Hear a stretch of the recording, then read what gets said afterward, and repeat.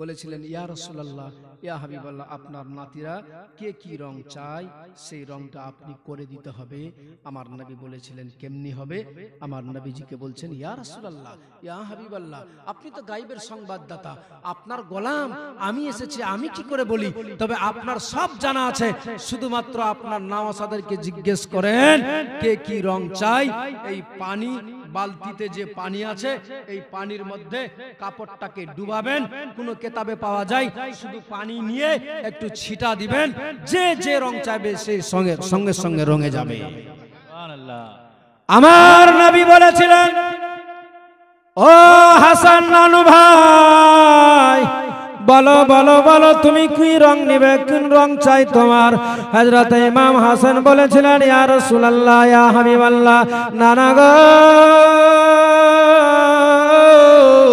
ওগো নানা, আমি বলবো না, আমার ছোট্ট ভাই হোসেন রয়েছে, সে রং আগে বলবে, কারণ আমি হয়তো যেটা চাইব, হয়তো আমার ছোট্ট ভাই হাসান সেই রং পছন্দ করতে পারে, আমার ছোট্ট ভাই হোসেন সেই রংটাই হয়তো পছন্দ করতে পারে।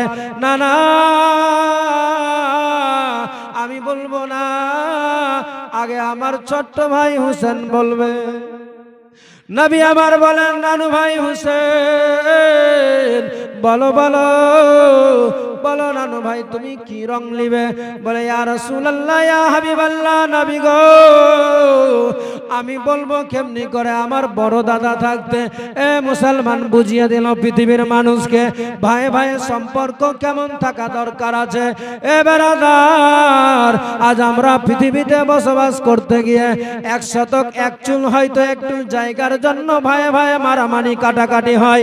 আর তারা কেমন করে চলেছিলেন, পৃথিবীর মানুষকে শিক্ষা দিয়ে চলে গেল ভাই ভাইয়ের সঙ্গে সম্পর্ক কেমন থাকবে, এক অপরের সঙ্গে কিভাবে ভালোবাসা থাকবে, এক অপরে মিলেমিশে কেমনি আমাদের জীবন কাটাতে হবে। ইমাম হোসেন বলেন, নানা নানা গো, আমি বলবো না, আমার দাদা বলবে। ইমাম হাসান বলেন, নানা গো, আমার ছোট্ট ভাই থাকতে আমি বলবো কেমনি করে? লাস্টের দিকে বলেছিলেন আমার কামলিওয়ালা নবী বলে, হাসান দেরি হয়ে যাচ্ছে, নানু ভাই যেতে হবে ঈদগাহতে, বলো বলো তুমি একটু বলে দাও কি রং নিবে। বলেন, আমি গো, ইয়া রাসূলুল্লাহ, ইয়া হাবিবাল্লাহ, যখন আপনি বলতে বলেন তবে বলি, আমার রং চাই সবুজ। কি রং? সবুজ রং চাই। আমার মায়ার নবী, দয়ার নবী, কমলিওয়ালা নবী সঙ্গে সঙ্গে ওই পানির মধ্যে ডুবালেন, কোন কিতাবে পাওয়া যায় একটু পানি নিয়ে ছিটা দিলেন, দেওয়ার সাথে সাথে খোদার হুকুমে জান্নাতি সাদা জামা সবুজ রঙে রঙে গেল। এ মুসলমান, ও আমার মা বোনেরা, শুনে যান, রাত্রিবেলা আমার মায়ার নবী, দয়ার নবী বলেছিলেন, হুসেন বলো বলো তুমি কি রং নেবে নানু ভাই? বলেছিলেন, নানা আমি লাল রং নিতে চাই গো নানা, আমি লাল রং পছন্দ করি গো নানা। আমার কমলিওয়ালা নবী পানি ছিটা দিলেন, দেওয়ার সাথে সাথে সবুজ সাদা রঙের পাগড়ি, পায়জামা, পাঞ্জাবি সঙ্গে সঙ্গে পানি ছিটা দেওয়ার কারণে সাথে সাথে ওই সাদা জামা লালে লাল হয়ে গেল। নবী আমার দুই নানু ভাইকে নিয়ে পরাতে লেগে গেলেন, পরিধান করাচ্ছেন কাপড়গুলোকে। আর জিবরিল আমিন আমার মায়ার নবী, দয়ার নবী, কমলিওয়ালার নিকটে গিয়ে বলে, নবী গো,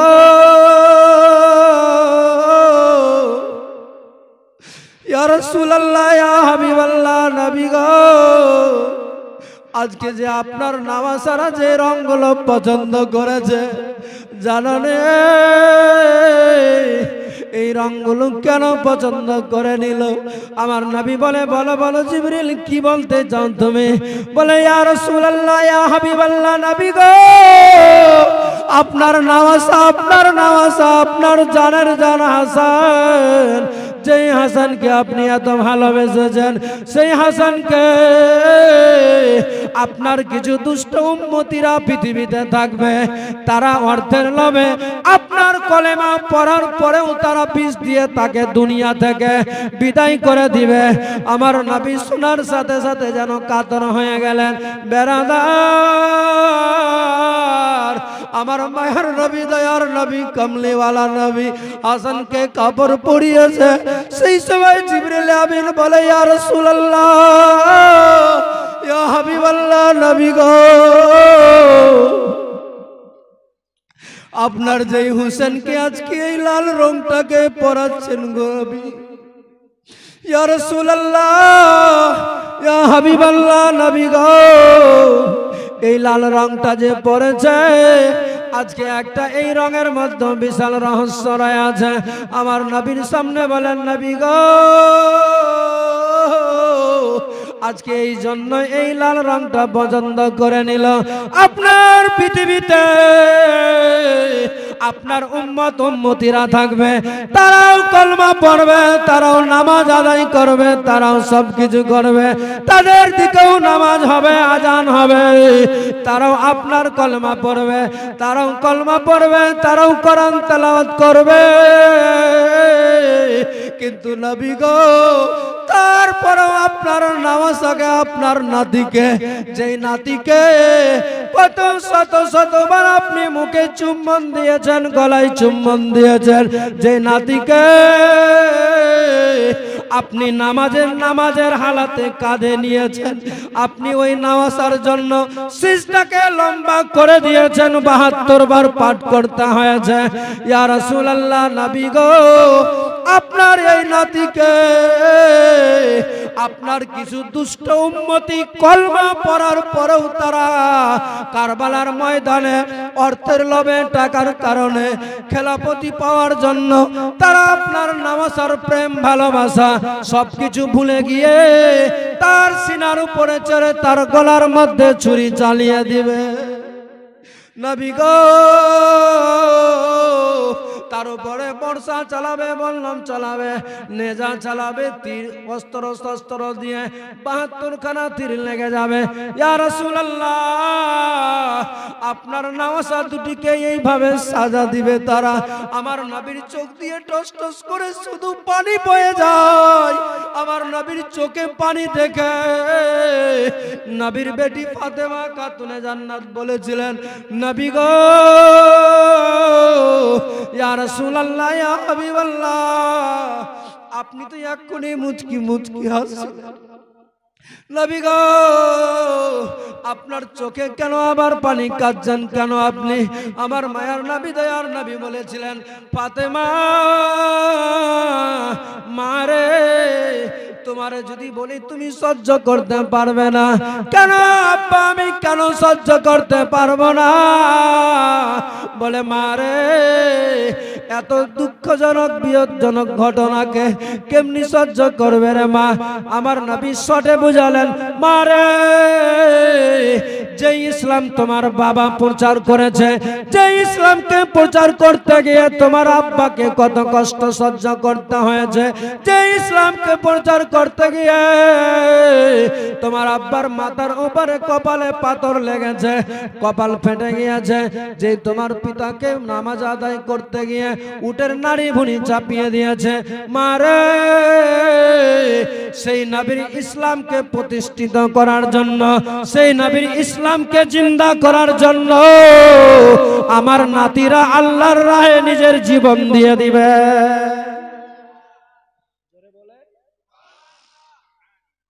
সঙ্গে সঙ্গে নবীর বেটি ফাতেমা এই কথা শুনে কান্না থেমে গেল, কান্না বন্ধ হয়ে গেল। বলে, ইয়া রাসূলুল্লাহ, ইয়া হাবিবাল্লাহ, নবী গো, যে ইসলামকে প্রচার করার জন্য, যে ইসলামকে প্রচার করতে গিয়ে কত জ্বালা যন্ত্রণা বিয়োগ বেদনা আপনারে সহ্য করতে হয়েছে, ইয়া রাসূলুল্লাহ, সেই ইসলামকে প্রতিষ্ঠিত করার জন্য আমার আল্লাহ যদি আমার দুটি সন্তানকে কবুল করে, আমি ফাতেমা বলি, আমার আল্লাহ যদি আমার গর্ভে এই ধরনের শত শত সন্তান দিয়ে থাকতো, আমি আল্লাহ খোদার রায়ে, আমি ফাতেমা খোদার রায়ে দুটি শত শত সন্তানদেরকে আমি আল্লাহর রায়ে বিলিয়ে দিতাম। নারে তাকবীর, নারে তাকবীর, নারে রিসালাত, হযরত আল্লামা মাওলানা রাজাউল করিম সাহেব কিবলা, নারে তাকবীর, নারে রিসালাত। আব্বা আল্লাহর কসম করে বলি, আল্লাহর জাতের কসম, যদি আমার শত শত সন্তান আমার আল্লাহ এই গর্ভে দেয়, আর এই ইসলামকে প্রতিষ্ঠিত করার জন্য, ইসলামকে জিন্দা রাখার জন্য যদি আমার আল্লাহ আমার সন্তানদেরকে পছন্দ করে, আমি শত শত সন্তানদেরকে দ্বীনের রাহে, ইসলামের খাতিরে হাসতে হাসতে বিলিয়ে দিতে রাজি আছি। আমার নবীর বেটি ফাতেমা, এরই নাম ফাতেমা। এ মা, সেই ফাতেমা কেমন ছিল আদর্শবান, আল্লাহর দরবারে কত পছন্দনীয় বান্দি ছিলেন, যে ফাতেমা দোয়া করার সাথে সাথে আল্লাহর দরবারে দোয়া কবুল হয়ে যেত। যেই ফাতেমা হাতে জাতা চালাতেন, চালাতে চালাতে জাতা ঘুরাতে ঘুরাতে, যদি ফাতেমা নবীর বেটি, আমার নবীর বেটি মা ফাতেমার তন্দ্রা চলে এসেছে, কিতাবে আছে চোখ বন্ধ হয়ে গিয়েছে, অন্যজন দেখছে, যেই জাতাটা আমার নবীর বেটি ফাতেমা ঘোরাচ্ছিল, আমার নবীর বেটি ফাতেমার চোখ বন্ধ হয়েছে, খোদার হুকুমে আল্লাহর ফেরেশতারা এসে জাতাটাকে ঘোরাচ্ছে। বলুন সুবহানাল্লাহ। সুবহানাল্লাহ। কেমন আল্লাহর পছন্দনীয় বান্দি ছিল ফাতেমা, চোখ বন্ধ অথচ জাতা চলতেই আছে। এ মুসলমান, একবার দুরূদ শরীফ পড়ুন, তারপর শুনবেন আল্লাহুম্মা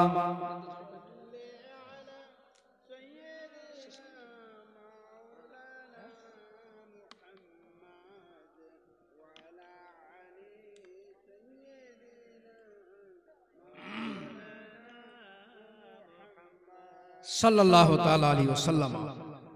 নবীজি আমার শুনে সবকিছু বলার পরে এবার বলছেন, নানু ভাই আর দেরি করা যাবে না, কষ্ট হচ্ছে আপনাদের? আমার নবীজি বলেন, চলো নানু ভাই ঈদগাহে যাই। নবীজি নিজের নাতিদেরকে নিয়ে, নামাসা কলেজার টুকরা সন্তানদেরকে নিয়ে বেরিয়ে গেলেন, ঈদগাহে যাচ্ছে। এবার ছোট্ট না ইমাম হোসেন বলছে, নানা, ওগো নানু, একটা কথা বলবো। বলো নানু ভাই। বলে, আজ ঈদগাহে যারাই যায় তারাই ঘোড়ার উপরে, কেউ উটের উপরে, আর আমরা দোজাহানের বাদশার নাতি, আমরা যাব হেঁটে। সুবহানাল্লাহ। এ ছোট্ট হলে কি হবে, পাওয়ারফুল আছে। বলছে আমরা দোজাহানের বাদশার নাতি, সবাই যাবে উঠে, কেউ যাবে ঘোড়াতে, আর আমরা যাব হেঁটে। যাব না না না। আমার নবী বলছেন, নানু ভাই এখন এই মুহূর্তে কোথায় পাওয়া যায়? আচ্ছা, আমার নবী চাইলে হয় না? আমার নবী যদি চাইতেন, আল্লাহর কসম করে বলি, নবীর চাইতে দেরি হতো, আসার দেরি হতো না। আমার আল্লাহ তাআলা জান্নাত থেকে পাঠাতে দেরি হতো না, আমার নবীর চাইতে দেরি হতো। নবী চাইলেই আল্লাহ তাআলা জান্নাত থেকে পাঠিয়ে দিতেন। কিন্তু আমার নবী সারা পৃথিবীর মানুষকে, মানব জাতিকে শিক্ষা দেওয়ার জন্য, সঠিক পথের দিশারি বানানোর জন্য আমার নবীজি বুঝিয়ে দিচ্ছে, দেখো ধৈর্য কারে বলে, সবুর কারে বলে, আর যারা ধৈর্য ধারণ করে, যারা সবুর করে, আল্লাহ তাআলা তাকে গায়বী মদদ করে দেয়। বলুন সুবহানাল্লাহ। সুবহানাল্লাহ। অতএব আমাদের প্রত্যেককেই যেন ধৈর্য ধারণ করার, সবুর করার তৌফিক দেয়। বলুন আমিন। জোরে বলেন আমিন। বলছেন,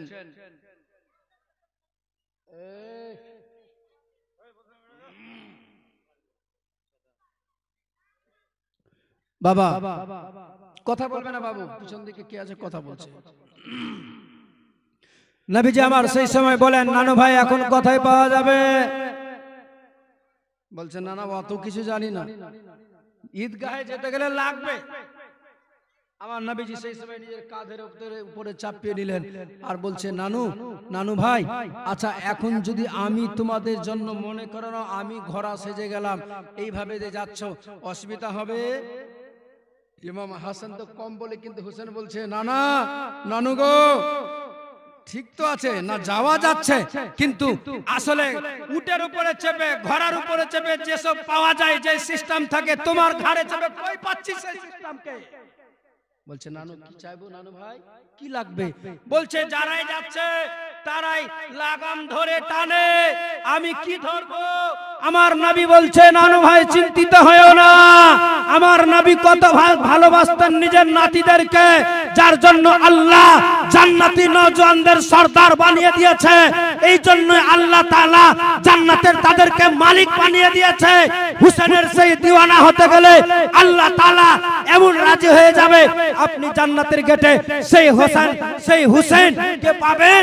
আমার ওই হাসান আর হুসেনের মোহাব্বত যদি অন্তরে থাকে, সাথে সাথে জান্নাতে যেতে পাবেন কি পাবেন না? আর যদি ভালোবাসা না থাকে পাবেন যেতে? পাবেন না। আমার নবী সেই সময় বলেছিলেন, সেই সময় বলছেন কি, বাস শুনুন, বাস আমি কষ্ট দেব না, বুঝতে পারছি অতিরিক্ত বেশি দেওয়া যাবে না, কালকেও আবার শুনতে হবে, তবে শুনেন শেষটা কথাটা শুনে নেন একটু। নবীজি আমার বললেন, হাসান হুসেন নানু ভাই, তোমাদের জন্য পারলাম না লাগাম দিতে, পারলাম না কোনো হাতে কিছু দিতে, তবে একটা জিনিস দিতে পারবো। এই দেখো আমার যে জুলফ মুবারক রয়ে আছে, এটাকে মজবুত করে ধরে নাও। ধরে নিয়েছো? সঙ্গে সঙ্গে ধরে নিল। বলছে নানু ভাই ধরেছো? বলে হ্যাঁ। ছুটবে না তো? বলে না ছুটবে না। আমার নবী বলে ছুটবে না তো? বলে না ছুটবে না। বলে ছুটবে না তো? বলে না ছুটবে না। বলে হুসেন আজ যেমনি ভাবে তুমি মজবুত করে ধরে আছো জুলফ মুবারককে, সেইভাবে কারবালার ময়দানে তোমার চোখের সামনে সন্তান যাবে, সবাই বিলিয়ে দিতে হবে, সবাইকে ধৈর্য ধরে সবুর করে ইসলামকে জিন্দা করে তোমারে যেতে হবে। জোরে বলেন। হুসেন বলেছিলেন, নানা আল্লাহর কসম করে বলি নানা, সেই দিনে নিজের জীবন দিয়ে দিব নানা, সেই দিনে নিজের গর্দন দিয়ে দিব নানা, কিন্তু ইসলামকে জিন্দা করে যাব। কেমন ছিলেন? যদিও ছোট্ট, আমার নবী যেই ভূমিকাতে কথা বলছে, সেই ভূমিকাটাই ক্যাচ করে ইমাম হুসেন কথাটাকে বলে পার হয়ে যাচ্ছে, বেরিয়ে যাচ্ছে। কারণ বাঘের বাচ্চা বাঘে হয়। যেতে যেতে যাচ্ছেন, হঠাৎ করে আমার নবী কামলিওয়ালার নজর পড়ে গেল একটা বাচ্চার উপরে। বাস এটুকু শুনুন খালি, বাচ্চাটার উপরে এতিমের কি সেবা করলে কি পাওয়া যায় শুনে যান, এটাই বাস। তারপরে ক্যাম্প করে দেবো ইনশাল্লাহ। কষ্ট হবে 5 মিনিট, কষ্ট হবে। ইমাম হাসান ও হুসেন আছে ঘোড়ার কি বলে আমার নবীর কাঁধে চেপে, আর সামনে দিকে দেখা যাচ্ছে একটা ছোট্ট বাচ্চা ধুলো বালি দিয়ে মাথায় শুধু মাখে আর কান্না করে। আমার নবীজি বলছে, নানু ভাই, ও নানু ভাই, দেখো দেখো ওই যে বাচ্চাটা যেন কেঁদে যায়, বাচ্চাটাকে নিয়ে যেতে হবে। সঙ্গে সঙ্গে বাচ্চাটার নিকটে গেল, বাচ্চাটার নিকটে গিয়ে দেখছে ধুলোবালি। ঈদের দিন, খুশির দিন, সেই দিনে একটা বাচ্চা ধুলোবালি মাথায় মাখছে। আমার নবী ধুলোবালি গুলো সরিয়ে জিজ্ঞেস করছে, বাবুরে, ও বাবা তুমি কাঁদছো কেন এমনি করে বলো? বলে ইয়া রাসূলুল্লাহ, ইয়া হাবিবাল্লাহ, নবী গো, আমার আব্বাও নাই, পৃথিবীতে বেঁচে। আমার নবী বলেন, কেন, কোথায় গিয়েছে? বলে ইয়া রাসূলুল্লাহ, আমার আব্বা আপনার সঙ্গে গিয়েছিল যুদ্ধের ময়দানে, সেই দিনে গিয়ে আমার বাবা চিরতরে দুনিয়া ছেড়ে বিদায় হয়ে চলে গিয়েছে। আমার আব্বা বেঁচে নাই, শহীদ হয়ে গেল আমার আব্বা। বলে ইয়া রাসূলুল্লাহ, ইয়া হাবিবাল্লাহ, নবী গো, আমার মা আমারে ছেড়ে চলে গিয়েছে, আমি এখন একাই, আমার কেউ নাই, যার ফলে আজকে ঈদের দিনে আমি এই ধুলো বালিগুলো মাথায় মাখছি, আমার কেউ নাই, মা নাই, বাবা নাই, কারো মা বাবার আদর যত্ন কারে বলে আমার জানা নাই। আমার নবী, দয়ার নবী, মায়ার নবী সঙ্গে সঙ্গে ওই বাচ্চাটাকে বুকের মধ্যে টেনে নিয়ে তুলে নিয়েছে। আমার মায়ার নবী, দয়ার নবী, কামলিওয়ালা নবী ওই বাচ্চাটাকে তুলে নিলেন, বললেন, বাবারে, আমি যদি তোমার বাবা হয়ে যাই আর আমার স্ত্রী যদি তোমার মা হয়ে যায় কেমন হবে? বাচ্চাটা মুচকি মুচকি হাসে আর বলে, যদি এটা হয় তাহলে আমার থেকে আর নসিব, খুশ নসিব বলা কে হতে পারে? এই জন্য কবি নিজের ভাষাতে বলেছে, এই গজলটাতে সম্পূর্ণ বিষয়টা ঢুকে আছে। বাস শেষ করে দেব। কবি বলছেন, মাদের নাবিদা ইয়াল নবী সারা ভুবনে বিশ্ব ভুবনে আমার নবী দয়াল নবী সারা ভুবনে বিশ্ব ভুবনে মদের নবী দয়াল নবী সারা ভুবনে বিশ্ব